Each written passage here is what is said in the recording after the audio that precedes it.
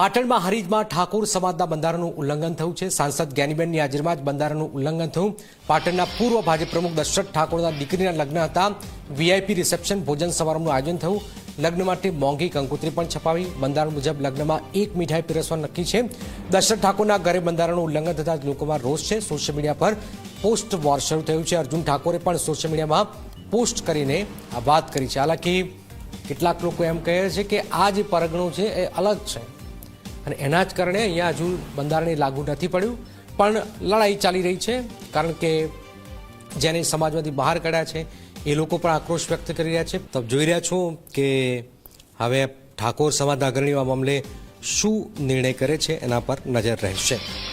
પાટણમાં હારીજમાં ઠાકોર સમાજના બંધારણનું ઉલ્લંઘન, સાંસદ જ્ઞાનીબેનની હાજરીમાં જ આ બંધારણનું ઉલ્લંઘન થયું હોવાનું હાલમાં ચર્ચાઓ ચાલી રહી છે। મારું તો એવું માનવું કે સમાજને આપણી મારા છોકરાના લગ્ન હોય તો મારે બધે માટે સમાંતર રાખવું જોઈએ। હું ઠાકોર સમાજનો દીકરો હું, પણ આ સાહેબે એવું ભેદભાવ રાખ્યો છે કે ઠાકોરને અલગ બોલાયા અને બીજાને અલગ બોલાયા અને રિસેપ્શન રાખ્યું। ઠાકોરને માટે જમણવાર અલગ અને બીજા માટે જમણવાર અલગ। તો એ ઠાકોરનો દીકરો નથી અને દરેક ગામડામાં ફરે છે અને ચર્ચા કરે છે। અમે અહીંયાને અધ્યક્ષ સ્થાને બેહારે છે, છેલ્લું સ્ટેજ અહીંયાને આપે।